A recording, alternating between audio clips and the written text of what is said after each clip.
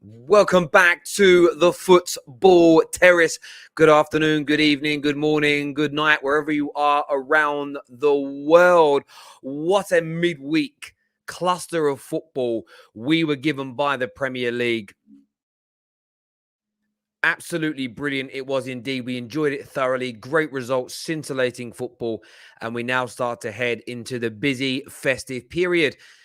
Your chance tonight for a live phone-in show to discuss some of the topics that I want to speak about, but also to come to me with anything else that's on your mind. Of course, you can super chat, member chat in. We'll have the quick fire round coming up later on during the show as well. The link to call in is pinned to the live comment section. But the main talking points tonight: Robert Lewandowski to Chelsea is a rumor that keeps rearing its head. There is some real validity to it. You won't get Chelsea to commit.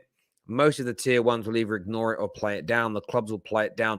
But it does appear that Robert Lewandowski to Chelsea is a genuine, bona fiable option. Haaland, Lukaku, and a few other things are going to play a big factor in that as well. Arsenal Football Club also linked with a £60 million striker in Dominic Calvert-Lewin. We'll delve into that. Is that going to fix what Arsenal's... Is that like one of Arsenal's problems? Is it the fact that they need a player like this, or could it be something else? The Ralf Rangnick era obviously begins this weekend with the game against Crystal Palace. He spoke very articulately in his press conference. I want to delve into that and get your thoughts and your feelings in relation to what he said. The biggest standout point to me is he actually was a PE teacher. I was watching it. I was sitting there and I'm sort of like, can you imagine? He actually was training to be a PE teacher. Irony. Crazy. Legitimately, like, it made me laugh when he's like, I was trained to be an English teacher and a PE teacher. It was just funny. So we're going to talk about Ralf and his interview and what Man United fans think the future is going to hold. And we do have to speak tonight about two of the most disrespected players in the Premier League this year, in Cristiano Ronaldo with his 14 goal contributions in 17 games, and Bruno Fernandes with what I believe is 15 goal contributions in 20 matches this season. Phenomenal pair from Portugal, killing it for Man United. How are they going to fare under Ralf Rangnick? Will they get back to their very, very best if more chances are going to be created? So we're going to talk about that tonight, plus anything else that's on your mind. Remember, we're going to jump into the competition side of things straight away as well, because I think it's actually important to do this, because I think someone's very, very close to getting the secret phrase right and winning themselves a PlayStation 5, £100, a pair of football boots, and a limited edition hoodie. Let's take a quick look.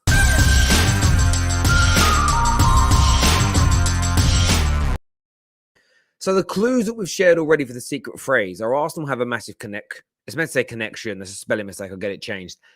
Rivals hate it. You love it when it happens to you. Tottenham and Liverpool have famous examples. The Manchester Derby, Murta, and Michael Owen. These are the clues for the competition. Now, if we hit 600 likes tonight, I will give you another clue. I'll give you another clue that should, I mean, for me, I feel like you guys should already have got this. If I'm being absolutely honest, I feel like you should already have got this. But the clues are there. If you want to get your super chats in and have a little guess at that tonight, be my guest.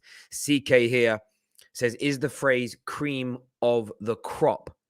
The answer isn't cream of the crop, but thank you very much for having a go. Can we talk about the title-winning defense, please? You can speak about whatever you want. Another talking point tonight as well I want to speak about, which I didn't mention earlier, is Thomas Partey. Thomas Partey, for me, is one of the biggest flops I've seen in the Premier League, and I think that there needs to be an element of focus on that, because he was abysmal in midfield last night. And I do feel sorry for these young players at Arsenal that are being continuously let down by the elder statesmen at their club. And Thomas Partey put another dreadful performance in the middle of the park. So they're all the talking points that we're going to go through tonight. I've updated the clues there so you can see with the spelling mistakes updated.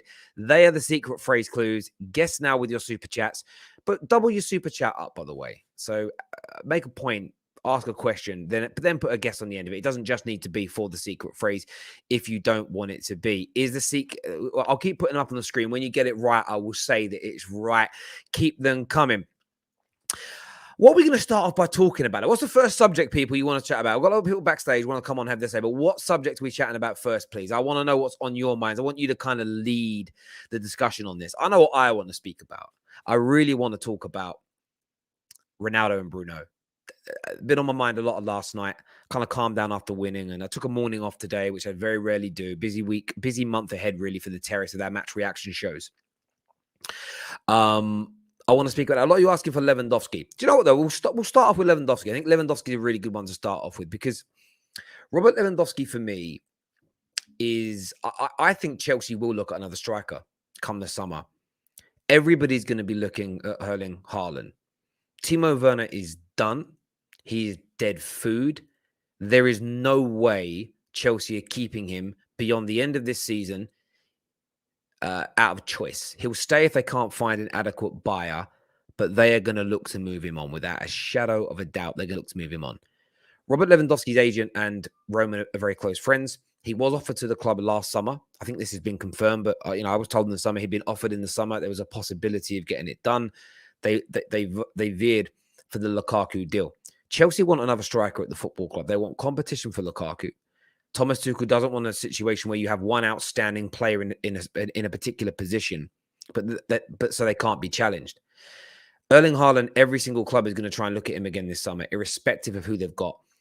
Passing up the opportunity to sign someone who is tracking to break Ronaldo's goal scoring record. Doesn't mean he will, but that's how good he's been at this young age. If he keeps scoring like this for another 15 odd years, he could break Ronaldo's 801 goal scoring record. It's phenomenal how talented Haaland is. But there is a distinct possibility that Chelsea could look at Robert Lewandowski on a short-term deal if Timo Werner was to leave, and if they're not quite getting out of Lukaku what they want, what they think, what they feel. These are the things which I think Chelsea fans should be excited about. There is a genuine possibility that this deal comes off. On top of that, I also wanted to speak about Arsenal's striker situation as well. They need one. The elder statesmen at Arsenal Football Club are an embarrassment to that football club. The way that Aubameyang has been performing is goddamn awful. Lacazette has been a flop since he's been there, no doubt. I know he's not a striker, but you've got Thomas Partey right now dropping. Like, imagine getting bullied in midfield by Scott McTominay. Scott McTominay statistically has been better than Thomas Partey this year in nearly every single important metric to a central midfield player. Arsenal have got to get it right now. I think the young players at Arsenal are doing them proud. I think they've demonstrated the progression, and there has been progression this year, in my opinion. I think Arsenal have something like 10 more points after 14 games. That is progression, and it should be celebrated. But to go to that next level now for Arsenal, they need to buy right, and they need established stars, players early mid to late mid-20s and above who are a little bit more tried and tested. Dominic Calvert-Lewin is now linked with a move for £60 million from Everton. Everton are a sinking ship. They ain't doing a goddamn thing this season. They're not. They're not. And Dominic Calvert-Lewin is going to waste his career if he stays there. I'm going to be blunt about it, but he is. No disrespect to any Toffees that are tuning in. He's going to waste his career. I think Dominic Calvert-Lewin is exactly the kind of player that Arsenal Football Club need to focus on, the Arsenal Football Club need to go out there and get, the Arsenal Football Club need to put their attention on. Someone like him to lead that front line, someone that can hold up the ball, someone who is good in the air, someone who's got good technical ability, a decent finisher when he gets the opportunities. Some of the headed and close range opportunities, the likes of Aubameyang, Lacazette, and Eddie Nketiah, these are three main attackers strikers at Arsenal I've seen get. Dominic Calvert-Lewin buries, puts it in the back of the net. It will be £60 million well spent. And do you know what? In this current climate, £60 million retrospectively isn't a great deal of money. When you think that the best strikers in the world are going for 150, 200 million, it's quite cheap. It's the equivalence of when Wayne Rooney was the guy and he cost £27 million, Dominic Calvert-Lewin in that respect is like costing £7 million in that day and age. So it's expensive to me and you and I, because I'd love 60 million. Listen, I'd love 600,000, let alone £60 million in my bank. But in footballing terms, it's a pretty good deal for the modern day game. You've got the English tax on top, the homegrown tax on top, and the Premier League proven factor. These things always cost you more money. They always cost you more money. But very good move that will be for Arsenal Football Club if they can get that done. They need to improve. They need to improve massively on the senior stakeholders in their team, because right now, these guys, every single senior player at Arsenal is having a shocker. is having an absolute shocker and letting Arteta, the team, and more importantly, the fans at Arsenal Football Club down. As far as I can see, that's how it feels to me. Is the phrase "you're in the mud"? No, it isn't. You're in the mud, but thank you very much indeed. Is the phrase "youth players scoring on his debut versus rivals"? No, that's another good guess. It's another very good guess. I'm going to start going to some calls now, though. We are talking Bruno Ronaldo tonight. I'm going to give you my thoughts on that later. I want to know your feeling on Ralf Rangnick, though. Did his first interview today? Are you reading much into it?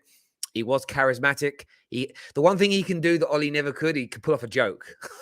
The thing is, it's going to sound crazy, but this is going to make more people endear themselves to Ralf Rangnick because he's a little funny. He's more charismatic. He's clearly a better communicator already. He can pick McFred, and some Man United fans are going to turn it in. They'll call it something. It won't get called McFred. It'll be called something else, and they'll see the wood for the trees, and they'll have a reason for it, and it will make perfect sense. That's how charismatic he is. He'll make people change their minds. But phoning out to have your say. First caller on the show today with me today is going to be Yigal. We've got man like Sunshine, Pav to come on, Abdul, TD United, and many, many more. I want to hear from you. This is your show. It's your phone-in show ahead of the weekend's football and to kind of review what's gone on. But Yigal's here with me now. What are you saying, mate? Terry, man, I rewatched the game right now. I'm not going to lie to you. Thomas Partey has been horrendous for a couple months now. But you know what I put it down to? Obviously, he needs to hold corn himself. But I put it down to there's no one in the team to call people out when they're performing terribly. I think Kieran Tierney needs to come back into his team because he shows some level of leadership. The players next to Thomas Partey also there hasn't been a set partner next to him. He's played next to El Neni. He's played next to Lokonga. He's played next to what's his name, Ainsley Maitland-Niles, and he's played next to Xhaka. He's had 4 partners this season. And you know what? Xhaka actually was probably the best next to him, in my opinion, in that North London derby. That was probably one of the best midfield performances that we've had this season. And that was one of the games Thomas Partey had Xhaka next to him. I'm not going to talk about Xhaka, but to me, this whole thing about Thomas Partey and Aubameyang, it just shows that they're not leaders in the team. They're not the ones to raise everybody's levels. They're not the ones to hold everybody accountable. When they're performing bad themselves, how are they going to hold other people accountable? We need proper leaders in this team. And Mikel Arteta needs to sign some senior players who can hold these guys accountable and they can tell them, get your shit together. Because how are Ramsdale and Gabriel going to yell and shout at Pierre-Emerick Aubameyang or Partey? And they're younger than them. I need somebody in this team, experience, that can shout and yell at these guys when they're having poor performances and tell them, get your shit together. Because if Thomas Partey is going to continue to perform like this and Pierre-Emerick Aubameyang is going to perform like this, I'm going to say this right now, come AFCON, we might not even miss them too much based on their performances that they're putting in right now. Question for you. How much of this do you put, though, on the manager? Because if what you're saying is right, a lot of Gooners are scathing at your senior players. If he keeps picking them, though, does that become a managerial issue than it is player? At times, you have to look at the options that he has, and he does have to make different choices. I feel like Mikel Arteta is 100% accountable for the players that he puts on the pitch, and he needs to sort this out because we cannot go into every single big game and do this. But I generally do think it is a managerial issue and it's a lack of leadership issue. And I think the lack of leadership issue is showing more and more week in, week out, because we have a young, inexperienced team, Terry. And if the 2 older heads in the team from yesterday's performance I don't think anyone's older than Thomas Partey and Aubameyang in that team yesterday when you look at the actual lineups. If they are not putting in the performances, the younger players are going to look at them and they're going to be like, okay, we can now cower it away and hide. And that's what it was. It was a cowardice performance. And a team with a leader in there would have told them, get your shit together, because a manager can only do so much. You need the players on the pitch to hold themselves accountable, and you'd expect in Manchester United's team, Bruno and Cristiano Ronaldo, that you're going to be talking about in a few seconds, they're going to hold other players accountable when they're having bad games. If Fred and De Gea messed up for the opening goal, guess what? The rest of the game, they were absolutely spotless. They didn't put a foot wrong. Even though he ended up conceding a second goal, he really didn't put a foot wrong in the rest of the game, De Gea. And Fred went on to go from hot to cold, where for Arsenal, You had Odegaard on one end score a goal, and on the other end make a rash tackle. You have Thomas Partey taking free kicks. First of all, he should never ever take a free kick ever again for Arsenal. Relax. Don't take free kicks. The man's literally, every time he takes a free kick, it's either hitting the wall or it's going into row Z. I don't know what you call that end. Yeah, I don't know what end it was that he was taking the free kick on. Stretford end. It was hitting people in the bleachers. I'll tell you that right now. But when it comes down to it, Thomas Partey has been a massive underperformance, and I put it down to three things. One, the manager. Two, his own lack of accountability. And three, not having a set partner next to him. I'm no longer going to be doing these combined 11s with Manchester United, Chelsea, Man City, Liverpool. He doesn't deserve to be in there. No Arsenal player currently deserves to be in there, the way that we keep continuously dropping stinkers against these big teams. But yeah, Terry, you were going to say something? Yeah, do you know, I was on the way home last night after the show, and I was like, I love irony. Irony is important, a thing I love. And I remember your call into the terrace literally 2 months ago where you said, Terry, you worried about the run of fixtures you've got coming up? And I kind of said no. And I wasn't worried at the time, but it turned out that we had a terrible time, lost so many of those games. The irony in it is that you kind of typified the Chelsea Arsenal games as the cherry on top of the icing on top of the cake, as in you're going to have this bad run and then you've got to play us.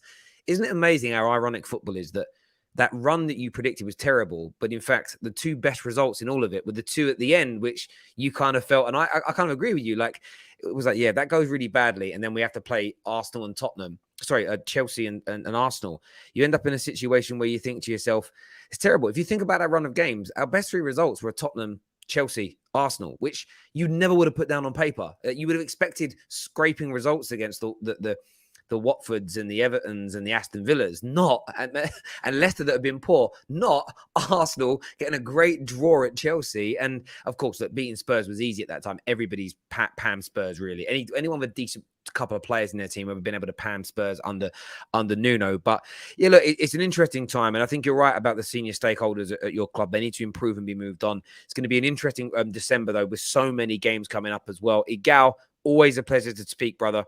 You guys didn't play that well, though, Terry. It was a good yesterday. It was a good result, but it was not a good performance.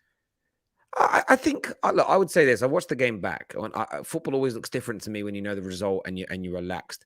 There were definite moments, especially in the opening 35 minutes, where we couldn't pass the ball. We were making mistakes. We looked nervous. But we had moments in the game. So barring your goal, your equalizing goal, which was a very good piece of work, you weren't really cutting us apart. There weren't those moments that you had the great save from De Gea from the corner, as an example. But Man United on a number of occasions passed through that Arsenal team in defence, and in fact, we should have scored. We should have scored a few more. I wouldn't say it was a great United performance. I felt that we were better than you, and up at the point leading up to that penalty, we were starting to dominate like we were at the beginning of the second half. And I felt like a goal was coming anyway. Sancho's passing on that left-hand side. He was cutting through your defense. And I hear where you're coming from. It wasn't a vintage United performance, but I'm talking more about results. In that period under Michael Carrick, the performance and sustainability of those performances was not important. It was literally, we had to beat Villarreal. We had to beat Arsenal. We wanted a positive result against Chelsea, and we got that. So that for me was sort of like job done, really. And now we move on, and now the pressure really starts to crank up, because maybe not game one for Ralf, but you're at that point now where it's like, now we need to start seeing every game now for me. I want to see slight improvement week in, week out now. Unquestionable, because I think we've got a very good squad. Igal, legend of a man, and we'll speak over the weekend, I'm sure, with the games that are on. Top man. Cheers, brother. Thank you very much indeed. Fredda's miles better than Partey this season. Is the phrase Hall of Fame? Come on, Fergie time is the phrase. Fergie time isn't the phrase, but thank you very, very much for having your say and having a go. By the way, make sure you smash that like button. If we hit 600, I'll give you the next clue. The next clue doesn't give it away. I thought Michael Owen would do it as a clue. The next clue doesn't give away the secret phrase. I don't know what will. I'm going to get Sunshine on next, have you say with me. Pav's coming on soon as well. I do want to speak, though, about Cristiano Ronaldo and Bruno for a moment. And I say that because they have been so maligned this season by football fans in general. Every day for the past 10, 11 days, all the statistical stats of shots on target or lack of goals from Bruno have been pumped into our eyeballs, pumped into our brains, rammed down our throats. completely ignoring the level of creativity, the most creative player in the Premier League, the most creative player in the Champions League for open play chances including set pieces, big chances created in the Champions League. I think he's second or third for big chances created in the Premier League. Most assists in the Champions League, 2 away, by the way, 2 assists away from breaking the record for most assists in a single season in the Champions League. And he still has 15 goal contributions in 20 appearances for Man United. He, like every other player in that team and squad, has suffered with the team collapsing under Ollie's fouled system this year. Ronaldo, the same. Very little opportunities created for him in games. When he has had them created, generally always feeling like towards the end of games when teams are weakening a little bit and tiring, and we were able to open them up, he's putting it away. I think Bruno and Cristiano Ronaldo level of outputs for a team that hasn't been performing should be putting the fear amongst rival fans, in the sense of, if this system under Ralf can become 90% efficient, let's say Ollie's system was 50, 60% efficient. If we can improve by 20, 30% efficiency, and we can create 2 or 3 more, what impressed me with 2 of the goals yesterday, which we had barely seen under Ollie for ages, was cutback goals. The ball being worked out wide, being cut back into the box, and somebody tapping it in. We scored 2. In the build-up to the game, me and Lias were speaking about it, and it was a case of we barely score them. It's like a rarity we score them. We scored 2 in a game. Those are the types of players that are going to eat. They're going to absolutely eat on that. So I just wanted to say about Ronaldo and Bruno, so impressed with them as individuals. I think they're both phenomenal football players, no doubt. They've had a very, very tough opening to the season with the club and the team just being in turmoil. But watch them cook now under Ralf. And I was so happy to hear Ralf turn around and speak about Ronaldo today and praise him and speak about how good he is. And Ralf Rangnick said something that I've spoken about so many times on the football terrace. Players don't adapt to the manager's system. It's the manager that has to adjust his system to look after the players that he's dealing with. In the modern day game, that is the way it has to be, because when you go to a football club now, it shouldn't be the case that a manager gets to come in and instills everything to be how he wants it. It's the manager comes in to add his style to that club's process, that club's philosophy, that club's system, whatever you want to call it. I don't really care. It's about the adaptation to make it fit what you're working with.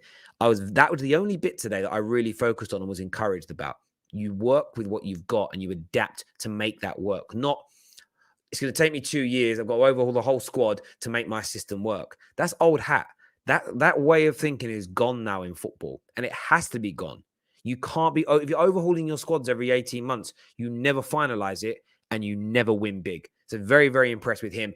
And I can't wait to see some of these players cook under Ralf Rangnick. Of course, as a Man United fan, but also as a football fan in general, another team with a very good manager, with an elite level squad, is going to make things very interesting from December onwards.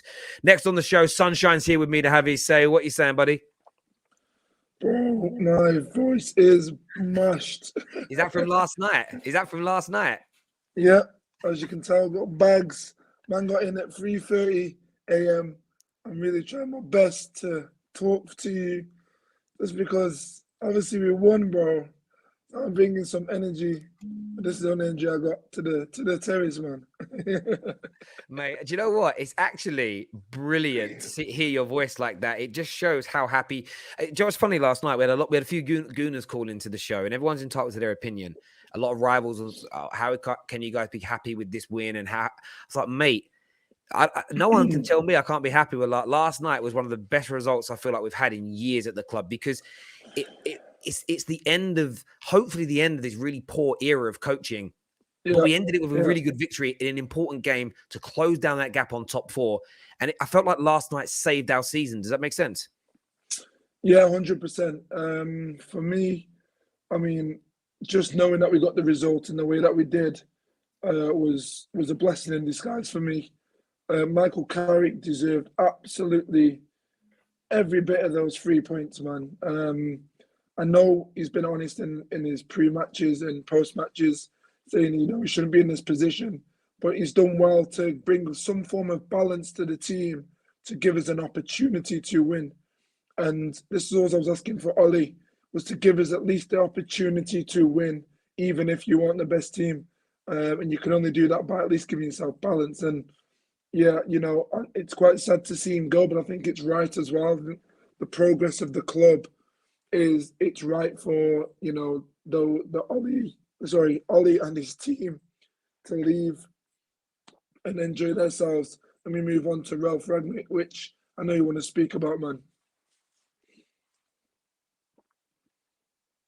I think from my point of view, I agree with everything you're saying. It was, and I don't expect rivals to get it or even agree with it. I expect them to be a little salty. I expect them to be a little bit like to kind of throw a little bit of shade our way, because they don't want to see the last thing you want to see is a Liverpool fan or a Chelsea fan or a Gooner, especially, is Man United come back, and we don't know whether we're going to come back. But it's the hope, and I'm not going to allow myself to get overtly carried away. But I'm very, very excited about seeing the change. We hope that it kind of works and pans out and, and improves our fortunes. And I think we saw in the last few games, maybe not so much Chelsea, but we played with a bit more freedom. We played with a bit better structure, and we created chances and we scored goals. And I look at it and think, if Real can just get it over the next month working, where we're creating Bruno and Ronaldo as the two standouts, 2 decent chances a game each, we win the majority of games we play in. If that makes sense. And if we can stop conceding goals, that's all we've got to do.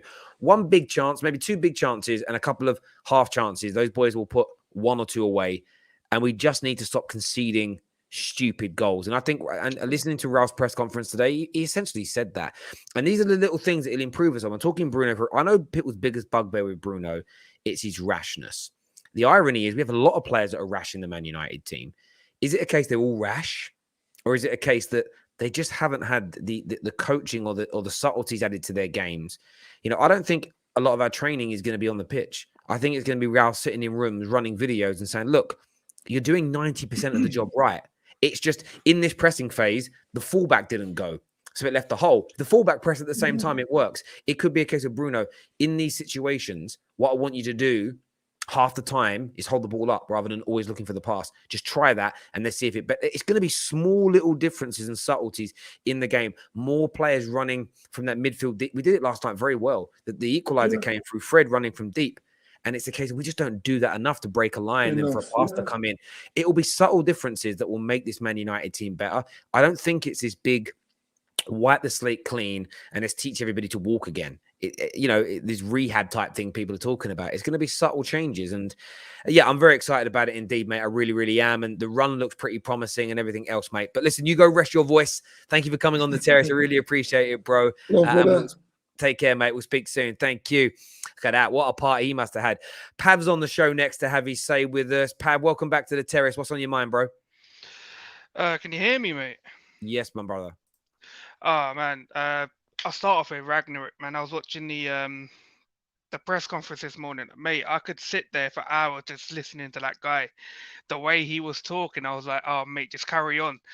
It's so different to what Ollie was like having his press conferences. Listening to Ollie and Ragnarok, it's such a big difference. Like listening to this guy, right? He knows what he's talking about. He's got a clear direction of what he wants, and it doesn't look like he's afraid to say certain things as well. I did hear that he wants to apparently stay on after the 6 months. I don't know personally. I want to see how these 6 months go before, as a fan, judge whether he should get an extra year or not. But I'm looking forward to what he's going to bring, and I'm looking forward to seeing some of the players improve, especially someone like Rashford. Sancho's coming alive as well. Finally see him taking on players more. He was pretty much involved in 2 of them goals as well yesterday. People like Greenwood. There's still a couple of players I don't want to see in a team, but I'm willing to give them a chance. Like I've been on Harry Maguire's back, McTominay's back, Fred's back. I still think like both of those 2 midfielders are kind of poor in the first half, but I don't know what it is with us. We seem to be poor in first half, but come out second half always fighting lately. But yeah, I'm all up for this new era, mate. I don't know what your thoughts are. Mate, I'm over the moon. I'm excited. I'm enthralled. I just can't wait to start now. Like I'm keeping my feet on the ground. So my excitement is I'm so intrigued to see what comes. I'm 90% sure there's going to be improvements. I feel like we've, for the first time, got someone who's still in their pomp. And I know a lot of people today started panicking when he mentioned the permanent role. So I got quoted in it, and I only read the quote. I didn't watch the press conference at that time. And it spoke about him maybe be looking to take the press conference. And I know Fabrizio is kind of pushing that narrative. But when you listen to the press conference, he said, you know, maybe I will be offered it, or maybe I will want the job. He said, but maybe I'll recommend, like I did at Leipzig, this squad needs me for another year before we move on to a different manager.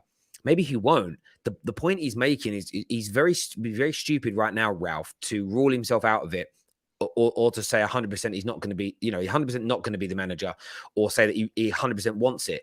He's just basically saying he's coming in to be the interim. He's going to review how things go, and he's going to report back in. And then it's going to be a case of this squad. If he isn't the right guy to get the best out of this squad, he'll recommend somebody else. If there's nobody better than him available, say, for instance, he says you need Julian Nagelsmann, but he won't be available for another year, but Ralph's doing very well, maybe he stays on for 12 more months.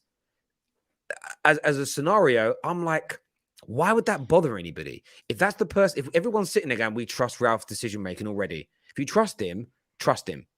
Do you get where I'm coming? Again, I know people don't trust the Glazers, but I'm just very open-minded about everything that's going to come. I'm going to wait for things to happen before I overly react in relation to that, because I think times are right now. I don't think it's time to be negative about this new era at Manchester. I just kind of want United. the club to follow this guy's plan, not to like 6 months later down and say, right, we're going to go to this direction. I literally just want them to listen to this guy, do what he says. Like, they could take their money, do what you want with that. Just listen to this guy for once. We've got someone in with a big football brain.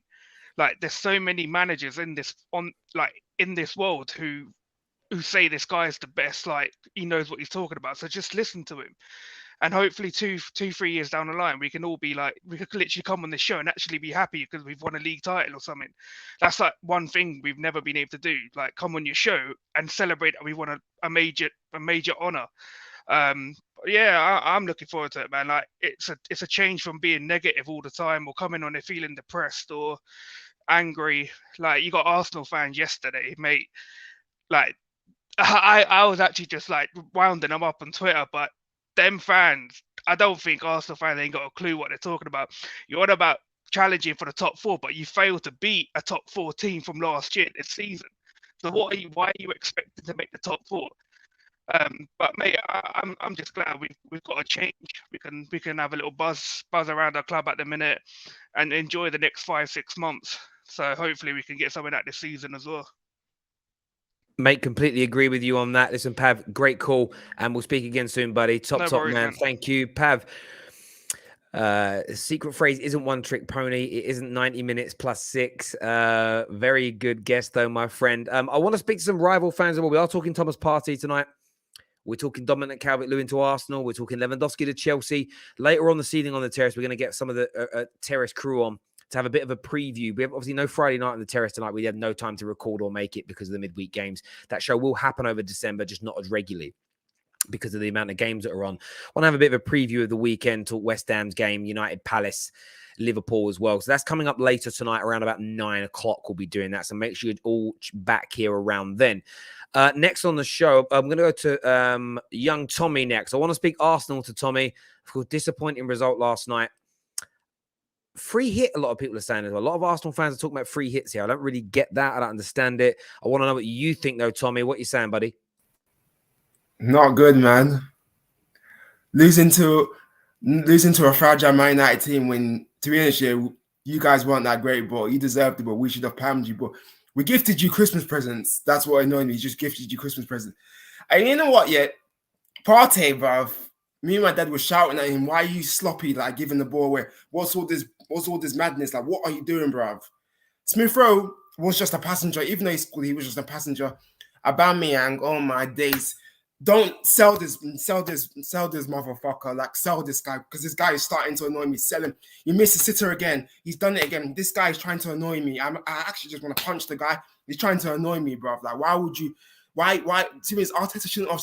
Don't start him. Start Martinelli. Start Lacazette. Not Aubameyang. He's past his best. I've told people he's finished. Legs have gone, and you started him. And you know what? Yeah, you know what? Like Martinelli could hold his head up. Tavares was just poor, sloppy again.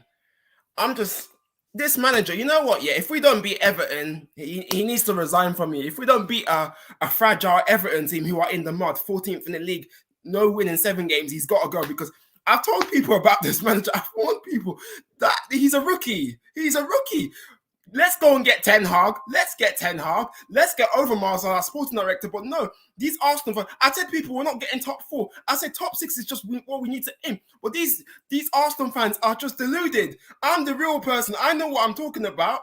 My dad was angry. He said to my dad was saying, why does people gas up these players? I said to my dad, I don't gas up these. I said these are good players. I don't say they're World Cup. I don't gas up these players. But people are just gassing up these players. These players are okay. They're not world class. People need to chill out, bro. I've had enough of Aubameyang. He's ruining these performances.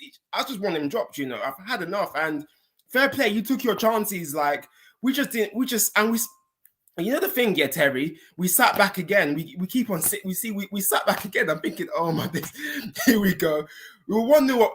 See what I mean? We just had to sit back again. I'm thinking we're doing this again, but no. Look, I get your frustration. I understand exactly. Sitting back again, you know what I mean? We sat back again. Listen, I hear it, and I hear it. Look, I keep hearing people talk about, you know, Arteta being a progressive and attacking manager. He's a rookie. I've heard links of, you know, we play in the same base structure as Man City. I might just have terrible football knowledge or a bad eye because I cannot see it myself. Exactly. I think Arteta, if you're going to compare him to a great manager, he's more Diego Simeone than he is Pep Guardiola, in my opinion. That's just what I see. I think what's been really intriguing. To me about the way you are. I don't believe by the end of the season anybody's in a false position because that season signifies how good you were that year versus your contemporaries and your peers and your opponents. And you know what? Yeah, one second, mate. 1 sec. All right, go on. You also you might come second one year, but you've been fifth the previous 2. And if you're going to say who's been the best in the last few years, you do an average and work it out. But you still take the barometer of where you've been that season as how good you are. You can't completely do it and make unequivocal, unchanging, unyielding opinions after 12, 13, 14 games because things level like a pint of Guinness. Things will level themselves out over time. Arsenal have improved. That isn't to be denied. However, Leicester City and Manchester United Football Club are both massively underachieved beyond anybody's recognition. Not even the biggest Ollie outers expected us to be as bad as we were. Do you know how we know that? Because no one's been quoting their tweets or sharing the video content where they said we'd be this bad. No one predicted it. Not a professional pundit, not a YouTuber, not a Twitter bot. No one. Arsenal have been slightly elevated in 5th place because of how bad other teams have been. Now, that's what I'm saying. If over the course of the season, let me just finish my point. If over the course of the season, Man United maintain that poor level, and so do Leicester, and Arsenal keep doing what they're doing, then they've proven to be better over the course of that year. But I think it's very naive to write off a resurgence and a growth in teams like Man United and Leicester and to act like Arsenal are not going to hit any dips. I still think Arsenal will do very well to finish 6th in the league this year. I still think that's a good achievement for them with where they are as a football club. And I just think there's a lot of nonsense being thrown around, a lot of toxic positivity. And what I call it toxic is because when certain Arsenal fans are not as positive, they get berated for it. And it's like, you're not a bad Arsenal fan because you don't believe you're the fourth or third best team in the league so far this season after a run of, after 4 or 5 good performances, because that's all Arsenal have had this year is 4 or 5 good to very good performances. They've had no more than that. It's not a big enough body of work for me. But yeah, sorry, you were going to say something, mate. And you know what? Yeah, he brings on an injured Saka. I'm thinking, what is his manager doing? Saka was injured, and you bring in an injured Saka. You bring on Pepe when we're trying to get a goal. He brings on Eddie Nketiah, who is whack. He brings on Eddie Nketiah. I'm thinking, what is this guy? What is Mikel Arteta doing? Bringing on Nketiah. I'm thinking it sums up our season. Like I said, the reason we're 5th, because you haven't been good. Leicester haven't been good. Everton haven't been good. Tottenham haven't been good. That's why we're fifth. I said to him, the reason we're fifth because everybody else has been poor. That's why I said to people, I don't get carried away. I'm just saying, let's see how we do. But you know what? I think we're going to finish 6th, 7th, or 8th. Maybe 8th again until we get Ten Hag, because Ten Hag's the one I want. I keep saying to people, stop getting carried away, gassing. You know what? Yeah. If we lose or draw to a fragile Everton team on Monday, he needs to resign from me because this Everton team are not that good. Rafa Benitez can even get sacked before this novice manager. I don't know why. Rafa Benitez is clear of Arteta. Yeah, Everton haven't been that great. They've been poor, 14th in the league. They should be top 6 or top 8 by their standards. But if we lose or draw to a fragile Everton team, for me, he needs to resign from me because I hear your point, bro. Listen, Tommy, rookie manager. Totally hear you, my friend. Thank you again for calling in, buddy. And Anytime, we'll speak to you again soon. Thank you, Tom. Top man indeed. We've got Sherim to come on the show. Mo is coming on next. We've got, I think, Slen's Talks on his way here as well. Make sure that like button has been hit as well, people. Just under 1,000 of you watching on a Friday evening, which is amazing. We're talking Man United. We're talking Chelsea. We're talking Arsenal. It's my stream, but your show. You can still guess for the Football Terrace secret phrase in your super chats as well. These be the clues to the connection to the phrase. Arsenal have a massive connection. Rivals hate it. You love it when it happens to you. Liverpool and Tottenham have a famous examples. The Manchester Derby, Murta and Michael Owen. They be the clues. They be the clues. And we hit 600 likes, which we could do very easily right now if you all hit the like button. I don't understand why you don't. We will give you that next clue. Mo's on the show now. Mo's a Manchester United fan. What are you saying, buddy? Evening, Terry. Now, yesterday, those fans, Arsenal fans, were talking a lot of rubbish about Cristiano, about Jadon Sancho, about the whole United team. And yesterday, we absolutely destroyed them. We gave them a goal, and they still couldn't beat us, and we're out of form. And to be honest, Michael Carrick, he stepped down. I'm just excited for this era, man. I just can't wait for this manager. I saw his press conference today, and I just started buzzing. And also, Terry, I'm going to say it here, dALOT and Telles for me, over Shaw and Wan-Bissaka. dALOT was amazing yesterday. Wan-Bissaka, I've said it again, and I'll say it again. He can't play with Sancho on that right because he's too unpredictable. And the system that Rangnick plays, you need a footballing brain for that. You can't just keep on defending. You have to be on the front foot, play high press, attacking football. Terry, he hasn't done that in 2 years under Oli. So I think it's going to be between Wan-Bissaka and dALOT. I think dALOT's going to eventually displace him, man. dALOT looks very, very good, and so does Telles. So Wan-Bissaka's injured. It's going to be a lot of hard work for him to get into that team, Terry. But this is a new era, man. Yesterday,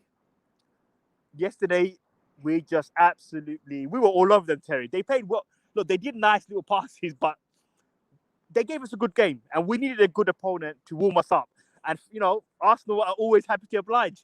They're always happy to oblige. When we need someone to help us, Arsenal, we call up Arsenal, and we say to them, Arsenal, we need a favor from you guys. They're like, yeah, mate, no worries. We're coming there. You can beat us, no problem. We need to. And Arsenal are always happy to oblige. That's why I love Arsenal. Banter Mo, FC. top man. Thank you for coming on the show and having your say. Appreciate always, that. Terry. Take care. Thank you, mate. Next up, we've got Slen's coming on. Then we've got Sharim, who's a Liverpool fan, to speak to us here. Slen's Talks. How's it going, buddy? Yeah, bro. How you doing? You good? Yeah, I'm very well, my friend. What are you here to speak about? Just here to speak about a couple of things, man. Just the reflection of game yesterday, man. Just regarding Thomas Partey, first of all, man. Like, do you know what it is, bro? If I went to 2 concerts in 2 days, man, I know I'd be tired for work the next day, man. So, you know, Partey must have been, a bit tired from the Wizkid concerts. Big up to him, man. But, bro, listen, for me, the only difference between Partey and Saul is that one of them finished 90 minutes this weekend. That's literally the only difference, bro. I'm sorry. I was watching Saul, and for me, it looked scared on the ball, you know, very, very wasteful. That was the same with Partey. I'm sorry. Like, I know Arsenal fans have this pipe dream of him working out and being a great signing, but so far, it's been underwhelming. You have to be honest. And he came for a lot of money. These Atletico Madrid midfielders just don't seem to be working in the Premier League yet, man. Obviously, except for Rodri. But even Rodri took him a bit of time to get used to the Premier League. So, bro, like, Partey, I want to see more Arsenal fans speak out, and I'm seeing it. Thankfully, they're no longer in fantasy land. They're seeing that Partey's been like he's not been the signing they expected, because they've always had this dream of a DM coming in and kind of changing their fortunes, but that's not been the guy. And United fans, man, listen. The thing is about United fans is that I get it. Like I get it's a big win against the rivals, yeah. And I'm not gonna lie to you, like Arsenal and United is a rivalry. I understand, even though I'm a Chelsea fan, I've seen it over the years. It's the biggest fixture in England. You could argue for the last 20 years.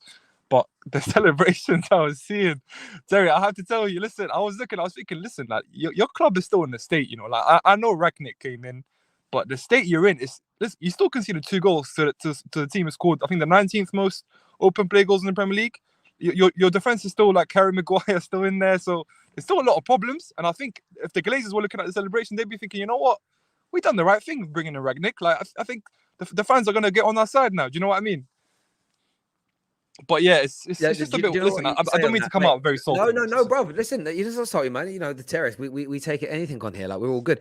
I hear you. I look at it this way. My celebration was more. I felt like it was like we ended a really bad period. And it's interesting, the Ollie period, because I don't buy into this. He done nothing for us. And the reason I'm saying this is my focus still isn't really the management. It's still what we're doing behind the scenes. Listen to Ralf say today that his job is to adapt to the squad that he's got rather than building a squad to adapt to him. That is how modern day football should be run, because yes, managers get to add players to what they're doing, but Chelsea have done it. The reason why Chelsea have maintained success over this last nearly 20 years is because football changed. No one manager was going to run a club. If you built Chelsea to work in Thomas Tuchel's image for 3 years and then he leaves and the next manager needs it being built in a completely different way, you'll never build something to create sustainability. And you've had pretty much sustainable success. Even in your dark periods, you've picked up Europa Leagues and FA Cups and you've carried on winning trophies. And Man United need to do the exact same thing. My celebrating yesterday was more just getting a positive result before going into the Ralf era. You're absolutely spot on, though. And Ralf said it today. Ralf agrees with you, by the way. Any Man United fans that think you're being salty, we need to be more. We need to control more games. We cannot keep leaking opportunities like we do at the back, and we need to be a little bit less panicky when we're moving the ball forward. I think if he can fix those things fairly quickly, in the same way Tuchel did, in the same way we've seen other managers do in the Premier League. You even look at Spurs. Spurs don't look scintillating, but Conte teams never do. He's played 3 games in the Prem, won 2 and drawn 1. I think they would have beaten Burnley at the weekend. He's just giving them a little bit more still. And he ain't they exactly could get top 4. I know. But if they win the game in hand. And he's doing that with Ben Davis and Dyer, bro. Yeah. So top managers can do that. So I think for me, I think a lot of United fans are just excited about what's coming. I will say to them this, though. We're capable of another big bounce, but I wouldn't be surprised. Like, I would not walk away shocked if we lost to Palace this weekend. I wouldn't be like, I didn't see that coming, mate. That's a big shocker. I'd be like, right. Let's put our feet back on the ground. Yeah. But you know what's going to happen, and it's Lens. If we beat Palace and we win our next 3 games. Mate, the talk, trust me, the talk. Now, listen, do you know what it is? The frustration of United fans. I get it. Listen, it's been a long time, and a lot of fans have been very outspoken about Ollie for a very long time. So the fact that he's gone now, I get it's a new lease of life. It's a new era, right?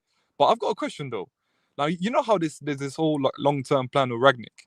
Let's just say that the results just don't go his way at all, right? Like, let's just say it's for like he doesn't get a win in 6. Let's just say that, right? I know it's very highly unlikely, but what happens to his long-term plan? Does he stay in the club? Do you see it out and then put him into the advisory role, or does he get sacked? What's happened there? That's my question, because that's a bit. It's like you're showing your hand too much to the manager, aren't you? That's a really good question, to be honest. From my point of view, I think you have to look at it and look at his abilities as a footballing director. What is he going to bring to us in that? Whether he's a consultant or permanent, it doesn't really matter to me. What can he do in those areas? If he comes in and but you're right. If the relationship is like oil and water between him and the board, him and him and the owners, him and the players, maybe it doesn't work. And there's always that chance and that possibility that happens. And not even people that are successful. A lot of people are like, I want Overmars and Edwin van der Sar to come run my club.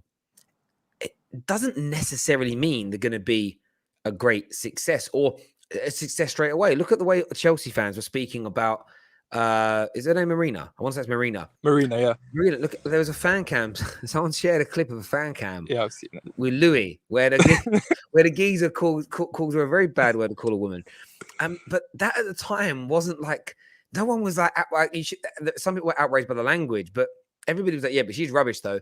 Now she's looked at as a don, and I think that sometimes you have to just let things kind of settle a little bit. But I do have fears and worries. I'm more concerned though about the Glazers not giving him what they're promising and him walking away. That's my bigger fear. But yeah, it's going to be very, very interesting indeed to see. Just quickly on yourself, Robert Lewandowski linked. How happy would you be if you went for another striker like him this summer? Oh, I'm a big fan of Lukaku, so this is a very difficult question. Listen, I can't say no to Lewandowski, right? Like a lot of people saying that he should be a Ballon d'Or winner, but I don't understand that move though, because our club operates in a way where, listen, even the current 30+ players in our club, they barely get extensions over 2 years, right? So if Robert Lewandowski comes in, I'd find no direction in this. You know what I mean? I can't guarantee that someone at his age will come in and absolutely kill it, right? And the problem with my club, I've always said this, over the years, we've signed Torres, Morata, Higuain, all these like high-profile strikers. But what we've done is we've just kind of just put them into the team, like not trying to fit them in, not trying to build around them. And I'm hoping before we go for Lewandowski, just build around Lukaku. Because listen, no matter what anyone says, yeah, he's a serial goal scorer. Wherever he's gone, whatever league he's played in, even in the Premier League, he's always been a serial goal scorer. So before we look elsewhere, how about you build around the striker you currently have? And obviously that kind of brings me into really, really quickly, Terry, the Chiesa thing, right? I know Chiesa has been linked to Chelsea. I'm not a big fan, I'll be honest. I'm not a big fan. And it's because I want to have I want to have creativity around Lukaku. Like Cho is a good example of that. Like we know that's one of his best attributes. But I want to have someone like Rafinha. I know that's very highly unlikely, but I want to have two kind of creative players who can also come in with the goals around Lukaku. And I think that will create a balance with our front three. That's what I've always wanted with Chelsea. Yeah, listen, I think there's a lot in that I agree with. I think when you've dropped £100 million on a striker, going for a Lewandowski, what does that do to Lukaku? If you sign Lewandowski, he plays. He just has to play, because I think as an overall footballer, he's better than Lukaku. But then what does he do? What do you do in a year, 18 months, 2 years' time when he goes? Is Lukaku's nose pushed out of joint? The one thing I would say about Chelsea, as well run as you are, you've very rarely picked got the striker situation right, if that makes sense. Drogba, yes. I think Costa in the short term was a very good buy. I can't think of too many others where you look at it and go... But Terry, even Drogba, when he first came in, he was being labelled as a flop, and he started off pretty slow as well, if you remember. Costa's the only success, by the way. Werner's another example. He was never a striker. But I don't know if the scouts that got him knew that, honestly speaking. I feel like they just looked at his numbers, they looked at a couple of games, and they just put him into the team thinking, yeah, this guy can be a striker. Again, it's just I'm starting to doubt our scouting ability. I'll be honest with you in terms of our strikers, and I have to, because over the years, this isn't just a thing that just happened with Werner or with Havertz. This is a thing where it's been happening since Roman bought the club. We haven't found our Aguero. We haven't found our wonder signing at strike. So Lukaku's here now, as you said. Lukaku's here now. Listen, charity starts from home. Look at your house first. Build around it. And then, because it's a bit like CR7 for United, isn't it? CR7 is incredible, but he has to play, right? He has to play, and it was kind of a last minute signing. I don't want that with Chelsea. I want us to build around Lukaku. Yeah, and I think where we're different is we don't have a player in his mid-late 20s who costs £100 million. We've still got Greenwood that's got to be trained up in that area. We had Cavani that was old. If we already had Haaland, it would have been mad to sign Ronaldo. So I totally get your point on that, and I suppose maybe that's the only player Chelsea fans would be over the moon to be linked with again. And then maybe I think if it was Haaland's coming, it'd be like, I love you, Romelu, but see you later, bro. But big time upgrade there. Listen, Slens, long time no speak. Really good to catch up, mate, and we'll speak again soon. Top man, big up, bro. Big up. Cheers, brother. Thank you. Sarim's on the show next, who is a Liverpool fan. We're nearly on 300 likes, people, which is amazing. Nobody's got the secret phrase right yet. Thank you for the guest there, Kevin, towards the secret phrase. So Rim's on the show now with me. What are you saying, buddy? You all right, bro? You good? Yeah, I'm very well, my friend. I'm very well. What's on your mind? Well, quickly, I was laughing about the Chelsea fan with the striker thing. And I was saying this to my mate the other day, he's a Chelsea fan. Chelsea destroy strikers. Every single one of them. Bar Drogba and Costa, not one of them have been a success. All of them have been flops. So that's something to think about. But I just want to talk about the game yesterday. And I was watching Arsenal, and it's the third time I've watched them play. And I don't think anything's changed. Like, over the last 12 years, the biggest problem has been that when they come up against a decent team who are a bit more tougher than them, a bit more aggressive, they just fold. They absolutely fold. Like, they're not ready for a fight. And it's been happening for so many years. I don't think nothing's changed really with them. Like, people think they're going to get top four or they're going to challenge. I would put my house that they will not get top four, at least for the rest of this decade, unless something major changes. They're just too soft. They're really soft. Like, against Liverpool, like, the first half an hour, yeah, they played better than us, but we battered them up after that. Like, the Tomiyasu thing with Mane, it just felt like everyone went into their shell. And the same with United yesterday. They got their goal. They sat back, and United were aggressive with the ball, and they just got scared. And that's been happening for the last 10 years, and I just don't think they've not changed. I think it's an interesting point there. Like I've said, Arsenal fans at the moment have a weird relationship with me. A lot of them think I'm just unnecessarily attacking them, and I'm really not. I'm just giving my honest opinion. I think there've been improvements this year, but I think they're smaller than they're making out. Yeah, they're tiny. I feel like Man United and Leicester not being as good as everybody predicted them to be has given them a slightly inflated position at this stage. If Leicester and Man United don't improve and Arsenal stay in front of us, then they're better than us this year. I won't call it an overinflated place, but you know, a few weeks ago in the Premier League, Brighton were up near the top. Like, I've seen so many years in the Prem. I've seen many years in the Prem where teams can be in the bottom three after the first 8, 9, 10 games and end up finishing mid-table or higher. Like, that's interesting. Did you get my point? Like, I've seen it on a number of occasions where a team starts off really well and settles down, or starts really badly and then gets better over the course of the season. I think Arsenal are in a position where they deserve to be based on their results and everybody else's. But I believe Leicester, I believe Spurs, and I believe Man United are all going to get much, much better in the second 2/3 of the season. And I'm not talking they're going to all finish. People are so polarized now. I'm not saying that they're going to finish 15 points each in front of Arsenal. It's going to be anything between 3 to 9 points in front of them. But I honestly think Arsenal right now are going to, with the managers that Tottenham and United have brought in as well, the squads they've got and everything, I still think if Arsenal finish 6th, they should be so happy with that, looking at their squad and their manager compared to other people. And I just feel like this 4th, we've got the best this and the best that. And, you know, with Curran, I was taking a break now, said, yeah, like, was literally angry. And a lot of people replying to him agreeing. They were angry that the bookmakers haven't made them favourites for the top 4. And it's like, maybe if you beat Man United yesterday and went 8 points clear of them, then maybe. But you didn't, and you've gone from having the potential to be 8 points in front. You played a Man United team on their knees with no defensive structure, no attacking structure, according to most Gooners, no balance in their squad, and legitimately a 2-game-old manager, and you weren't able to beat us. But the thing is, those are the reasons that people don't think you're top 4 contenders. The thing is, for me, like, even the United game yesterday, people saying, oh, Arsenal's got a very good defence, United are going to struggle. I'm sorry, no. United have got one of the best strikers in the world. Give him a chance, give him 2, and he'll bag. And guess what he did? He bagged both of them. And Bruno, who's not been scoring for God knows how long, he gets half a chance and he takes it. Like, Arsenal give chances. As much as we like to think that they've got a very good defence, it's average at best. Not in a rude way. It is very average. They do give chances. Like, if you think about it, like, they've given so many chances. It's just been Ramsdale's been on one. Like, even against Liverpool, we should have battered them 9-0, 10-0 max. But United yesterday, they had their chances and they've got one of the most lethal strikers ever. And you're not going to stand a chance against him. And that's my issue. Like, they're very average and they've not changed. Like, lepers don't change their spots. And that's the same for Arsenal. And Arsenal fans need to realise that. ASAP. I hear what you're saying there, mate. Great call as ever, Sarim. Thank you very much indeed.